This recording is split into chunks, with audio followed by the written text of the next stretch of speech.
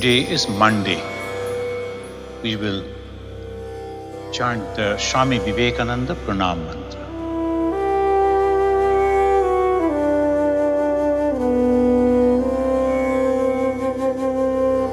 Namastriyati Rajaya Vivekananda Suraye Satchit Sukha Swarupaya Swamine Tapaharine.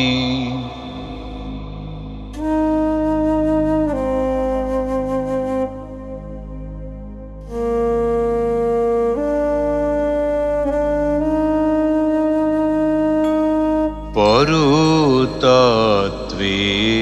Sadalino Rama Krishna Samagaya Yodharma Sthapanarato Viresham Tam Namamyaham Viresham Tam Namamyaham.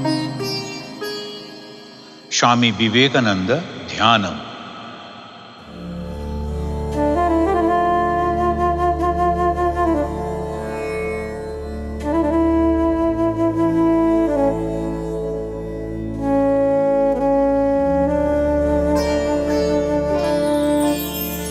Om Vishwacharyam Jagatandvam Vivekananda Rupinam Vireshwarat Samutpannam Shaptarshi Mandalagatam Jnana Bhakti Pradataram Padmaksha Gaura Vigraham Dhyayedevam Yati Punjam Loka Kalyana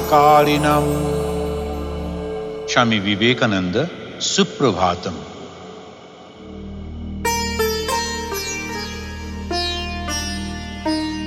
हे प्रेष्ठनाथ सुमहान युग शक्ति धारिन हे नित्य मुक्त सततम हि महावरेण्य आनंद रूप भुवि वै जन मुग्धकारिन विश्वस्य वीर सुयते तब सुप्रभातम हे बुद्ध शाश्वत विवेक सुबोधदायिन सत्ताश्रयीन जनगणान पथदानकारिन हे मुक्त सर्वजन मुक्ति विधानकारिन विश्वस्य वीर सुयते तब सुप्रभातम भक्तिश्च ते सुविदिता भुवि राम कृष्णे श्रीराम कृष्ण हृदि हे सुकृताधिकार हे मातृभक्त पृथिवी विजयी ध्रुवं त्वां विश्वस्य वीर सुयते तव सुप्रभातम् हे शुद्ध पूत भुवने शुचिता विधाता रिक्तार्थ पीडित जनेश्वर बुद्धिकारिन नित्यं कृपा गलित हृत् पर दुःखहारिन विश्वस्य वीर सुयते तब सुप्रभातम् माया विहीन भुविनो नय मोह पारे त्वं जाग्रतो हि सततं जन मुक्तिधारिन् जागर्ति मानवगण स्तव सुप्रभावैः विश्वस्य वीर सुयते तव सुप्रभातम् विश्वस्य वीर सुयते तव सुप्रभातम्. स्वामी विवेकानंद प्रभात प्रांजलि.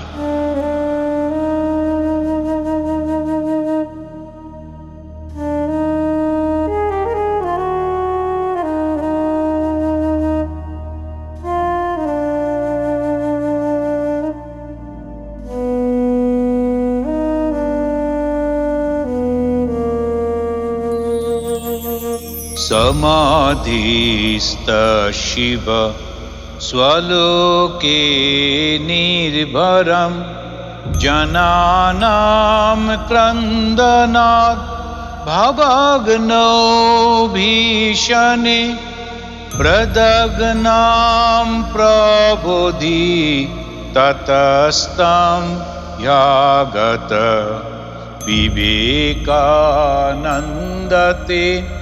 प्रभाते प्राञ्जलि नरेन्द्र शैशवे नरेन्द्रो यौवने नरेन्द्र क्रीडने नरेन्द्र शिक्षणे नरेन्द्र पालने नरेन्द्रोऽर्पणे विवेकानन्दते प्रभाते प्राञ्जलि हरीन्द्र चेष्टितै कलाज्ञो गायनै परिज्ञानैर्बुधो महर्षि दर्शनै यतीन्द्र शक्तिभिः भवान् यान्नास्ति किम् विवेकानन्दते प्रभाते प्राञ्जलि मुमुक्षादर्शिता विहंसां धावनै विनयिकां पादुकां नितान्तोन्मत्तवत् समानां देहि मे मुमुक्षां मद्गुरो विवेकानन्दते प्रभाते प्राञ्जलि गुरोरङ्युत्पले समात्मानं ददो परीक्षानन्तरं बहुप्रश्नैर्भीषं विशुद्धैः सेवनैः भवांस्तां प्रिये विवेकानन्दते प्रभाते प्राञ्जलि सुगन्ध श्रीगुरो भवान् वायु खलु सतुर्यां त्वं च भो महच्चै घोषक गुरुसूर्यस्तु हे किलादर्शो भवान् विवेकानन्दते प्रभाते प्राञ्जलि स्वधर्मश्रेष्ठतां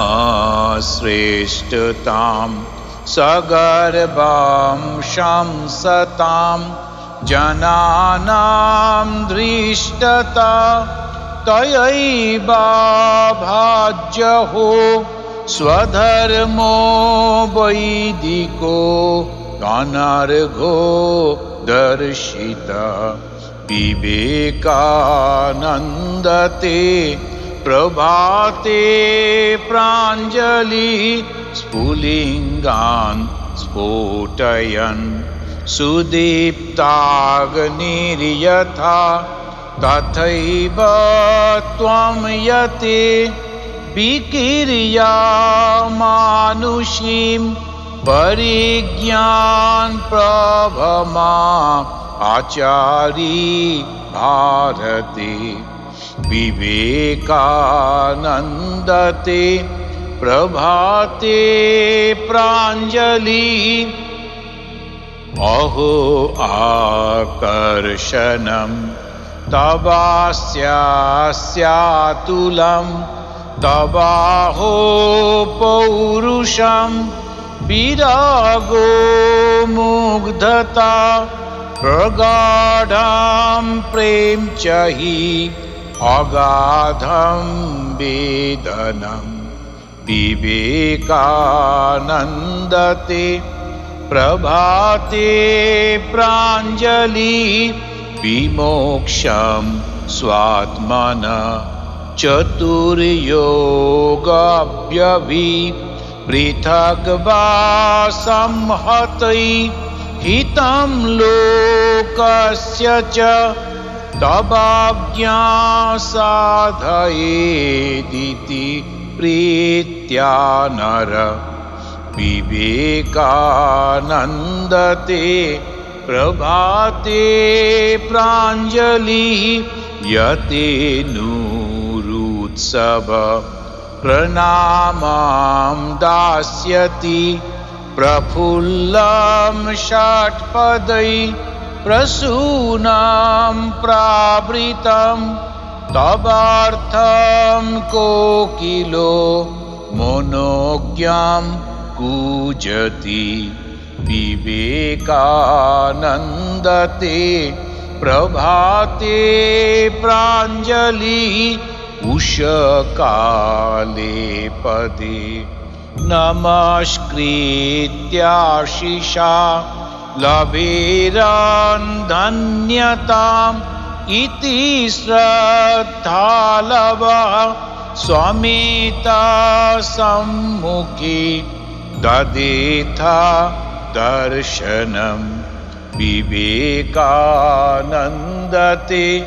प्रभाते प्राञ्जलिः विवेकानन्दते प्रभाते प्राञ्जलिः विवेकानन्दते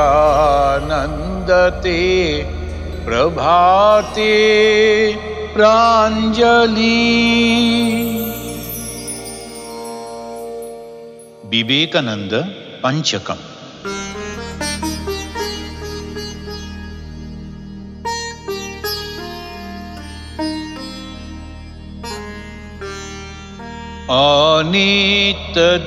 अनित्यदृश्येषु विविच्य नित्यं तस्मिन् समाधात इह स्मलीलया विवेकवैराग्य विशुद्धचित्तं योऽसौ विवेकी तमहं नमामि। विवेकजानन्द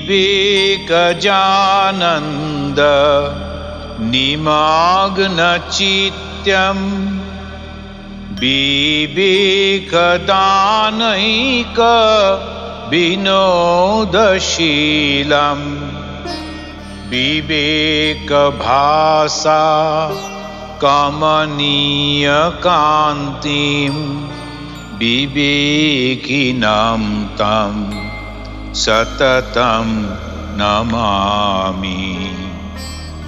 रीतं च विज्ञानम् अधिश्रयत यत् निरन्तरं चादि मध्यान्तहीनं सुखं सुरूपं प्रकरोति यस्य आनन्दमूर्तिं तमहं नमामि। सूर्यो यथा धम्हि तमो निहन्ति विष्णुर्यथा दुष्ट जनान् छिनत्ति तथैव यस्याखिल नेत्रलोभं रूपं त्रितापं विमुखीकरोति तं देशिकेन्द्रं परमं पवित्रं विश्वस्य पालं मधुरं यतीन्द्रं हिताय नृणां नरमूर्तिमन्तं विवेक आनन्द अहं नमामि। हिताय नृणां नरमूर्तिमन्तं विवेक आनन्द अहं नमामि। नमः श्रीयतिराजाय विवेकानन्द सूरये सच्चित्सुख स्वरूपाय स्वामिने तापहारिणे।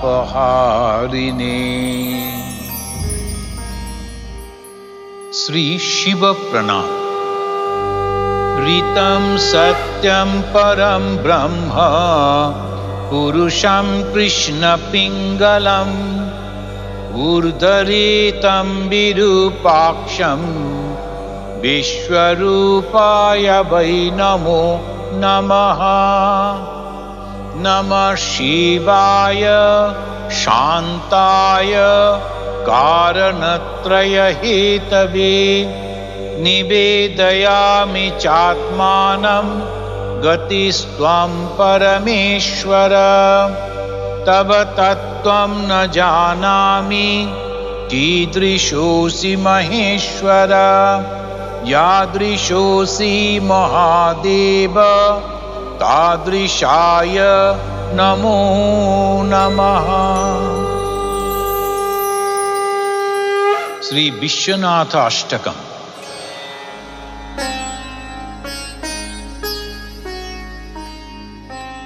गंगातरंगरमणीय जटाकलापम् गौरी निरन्तर विभूषितवामभागम् नारायण प्रियमनङ्गमदापहारम् वाराणसीपुरपतिं भज विश्वनाथम्। वाचामगोचर अनेक गुणस्वरूपम् वागीश विष्णुसुरसेवितपादपीठम् वामेन विग्रहवरेण कलत्रबन्तम् वाराणसीपुरपतिं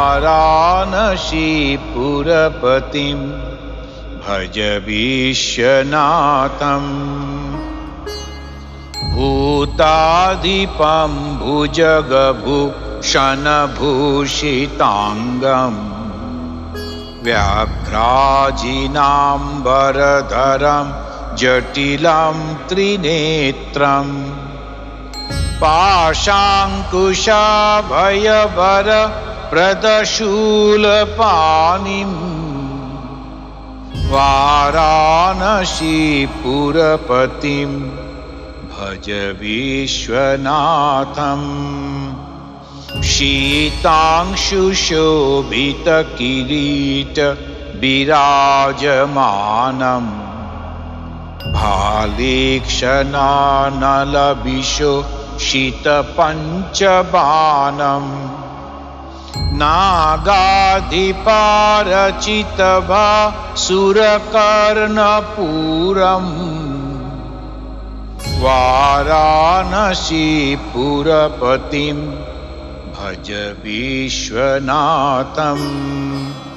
पञ्चाननं दुरितमात्य मतङ्गजानाम् नागान्तकं धनुजपुं गवपन्यगानाम् दावानलं मरणशोक जराटवीनाम् वाराणसीपुरपतिं भज विश्वनाथम्।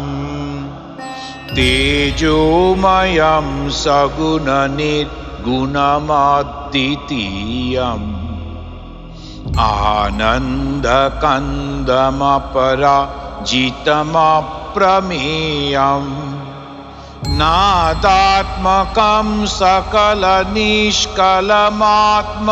रूपम् वाराणसीपुरपतिं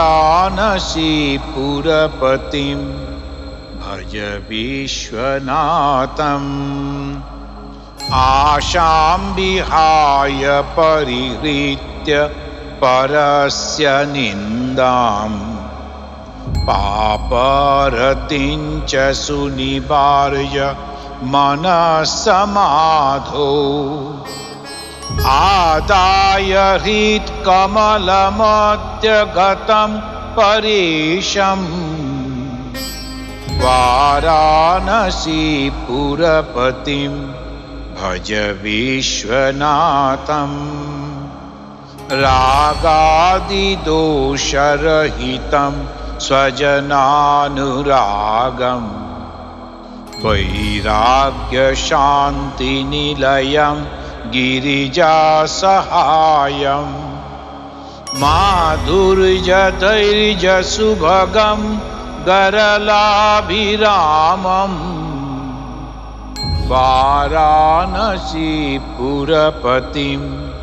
भज विश्वनाथम् गङ्गातरङ्गरमणीय जटाकलापं गौरीनिरन्तरविभूषितवामभागं नारायणप्रियमनङ्गमदापहारम् वाराणसीपुरपतिं भज विश्वनाथम् वाराणसीपुरपतिं भज विश्वनाथम्।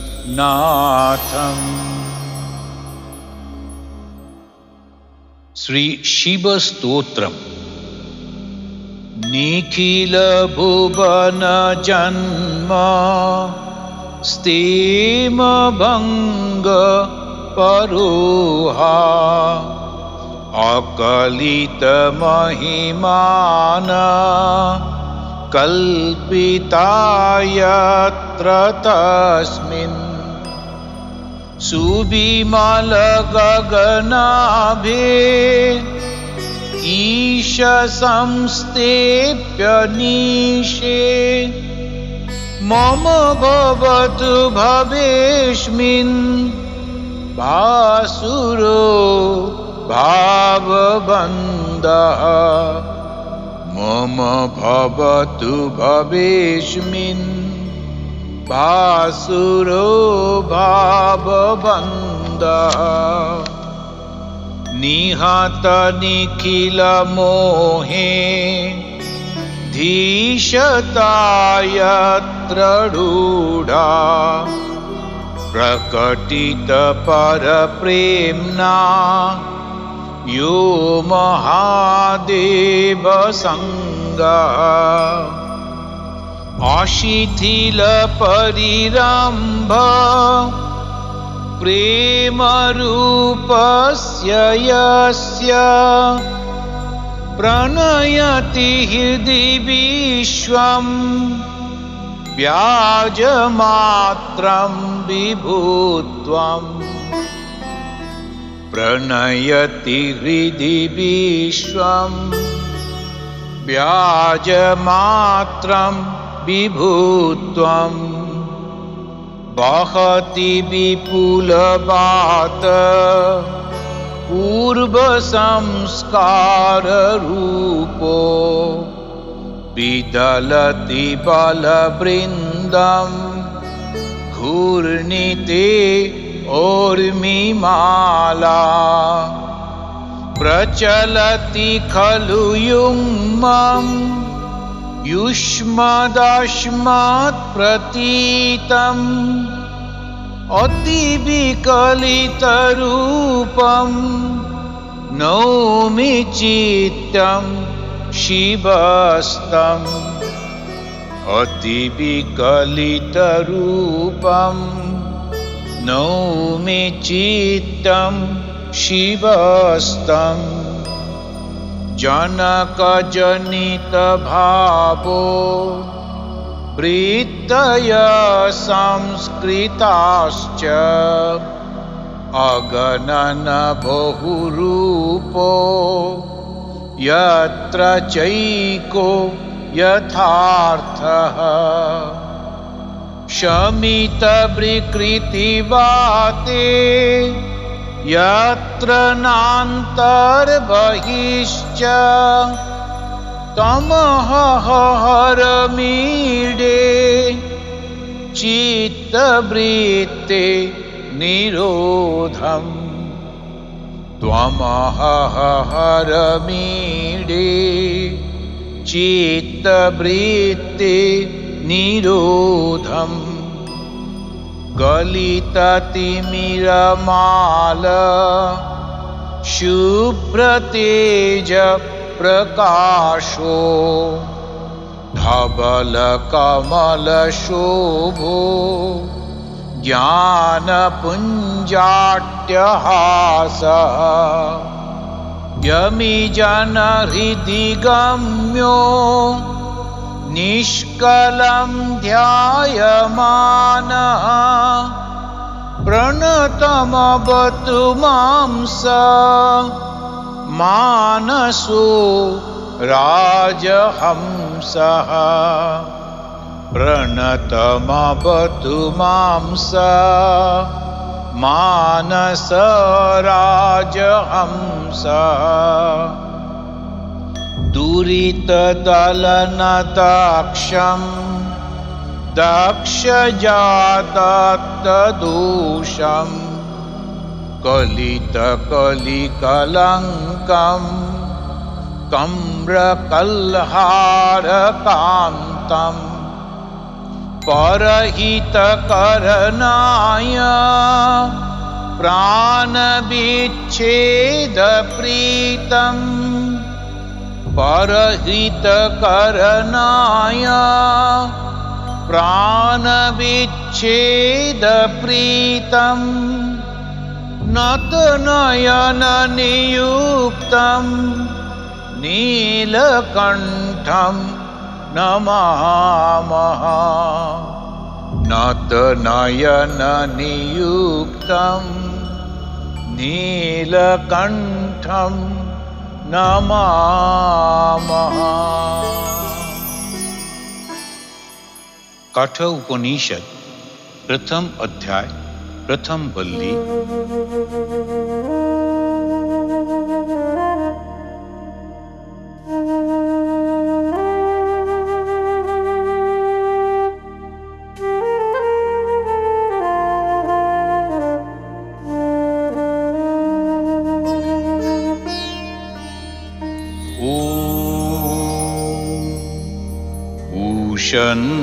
हवै वाजस्रवश सर्ववेदसं ददौ तस्यः नचिकेतनाम पुत्र आस तं कुमारं सन्तं दक्षिणासु नियमनासु श्रद्धा विवेश सोमन्नतः पीतोदका जग्धतृणा दुग्धदोहा निरिन्द्रियः आनन्दानामते लोकान् तान् स गच्छति ताददात् सहोवाच पितरं ततः कस्मै मां दास्यसीति द्वितीयं तृतीयं तं होवाच मृत्युवेत्वा ददामीति बहुनामेमि प्रथमो बहुनामेमि मध्यमः किं सिद्ध्यमस्य कर्तव्यं यन्मयाद्य करिष्यति अनुपश्य यथा पूर्वे प्रतिपश्य तथा परे सस्यमेव मर्तपच्यते सस्यमेवाजायते पुनः वैश्वानरः प्रविशति अतिथि ब्रह्मणो गृहान् तस्वैतान् शान्तिं कुर्वन्ति हरवैवस्वतोदकम् आशा प्रतीक्षे संगतं सुनृताम् इष्टापूर्ते पुत्रपशुंश्च सर्वान् एतद्वृङ्क्ते पुरुषस्याल्पमेधसो यस्यानशन् अशति ब्रह्मणो गृहे तिस्रो रात्रि यदवाप्सि गृहे मे अनश्नन् ब्रह्मन् अतिथि नमस्य नमस्तेस्तु ब्रह्मन् स्वस्ति मेस्तु तस्मात् प्रतित्रीन् वरान् वृणीष्व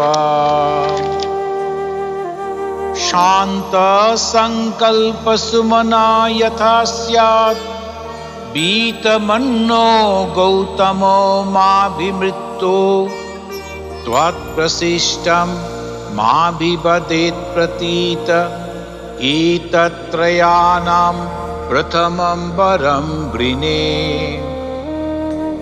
यथा पुरस्ताद् भविता प्रतीत औद्दालकी आरुणिमत्प्रशिष्टः सुखं रात्रि शयिता बीतमन्नो स्वां ददृशिवान् मृत्युमुखात् प्रमुक्तम् स्वर्गे लोके न भयं किञ्चनास्ति न तत्र त्वं न जरया बिभेति उभे तीर्थ अशनाया पिपासे शोकातिगो मोदते स्वर्गलोके स्वतम् अग्निं स्वर्गमध्येषि मृत्यो बभ्रूहितं श्रद्धधानाय मह्यं स्वर्गलोक अमृतत्वं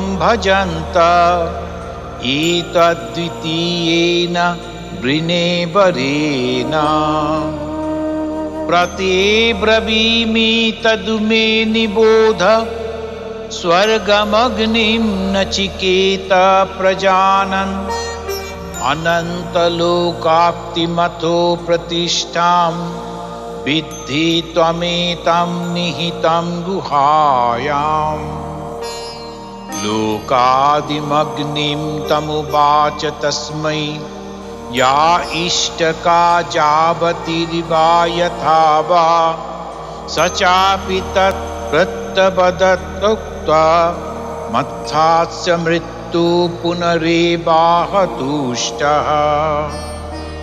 तमाब्रवीत् प्रियमानो महात्मा वरं तवेद् ददामि भूयः तवैव नाम्ना भवितायमग्नि शृङ्कां चेमानाम् अनेकरूपं गृह्णाना त्रिनाचिकेतस्त्रिभिरेत्तसन्धिं त्रिकर्मकृत् अतिजन्म मृत्यु ब्रह्मयज्ञं देवमित्यं विदित्वा निचाय इमां शान्तिमत्यन्तमेति त्रिनाचिकेतस्त्रयमेद्विदित्वा य एवं विद्वांश्चिनुते नाचिकेतं स मृत्युपाशान् पुरतः प्रणोद्य शोकातिगो मोदते स्वर्गलोके ईशात् अग्निं नचिकेतस्वर्गो यमावृणीतादित्येन वरेण एतद् अग्निं तवैव प्रवक्ष्यन्ति जनासस्तृतीयं वरं नचिकेतो वृणीष्व एयं प्रेते विचिकित्सा मनुष्ये अस्ति ते के नायमस्तीति चैके एतद्विद्याम् अनुशिष्टस्तयाहं वरानमीश वरस्तृतीयः देवैरत्रापि विचिकित्सितं पुरा न हि सुविज्ञेयमनुरेष धर्मः अन्यं वरं नचिकेत वृणीष्व मामोपरत्सीयति मा सृजैनम् देवैरत्रापि विचिकित्सितं किल त्वं च मृत्यो यन्न सुज्ञेयमाथ्य वक्ता चास्य त्वादृगन्नो न लभ्यो नान्यवरस्तुल्य एतस्य कश्चित् शतायुषपुत्र पौत्रान् वृणीष्य बहून् शृण्वन्हस्ति हिरण्यमश्चान् भूमे महात् आयतनं वृणीष्व स्वयं च जीव शरदो यावदिच्छसि एतत्तुल्यं यदि मन्यसे वरं वृणीष्य वित्तं चिरजीविकां च महाभूमौ नचिकेतस्तमेधि कामानां त्वा कामभाजं करोमि ये कामा दुर्लभा मर्त्यलोके सर्वान् कामांश्छन्दत प्रार्थयस्य इमा रामा सरथा सतूर्या न हि तृषा लम्बनीया मनुष्यैः आवीमत्प्रत्याभिपरिचारयस्य नचिकेतो मरणं मानुप्राक्षीः स्वभावमर्त्यस्य यदन्तकैतत्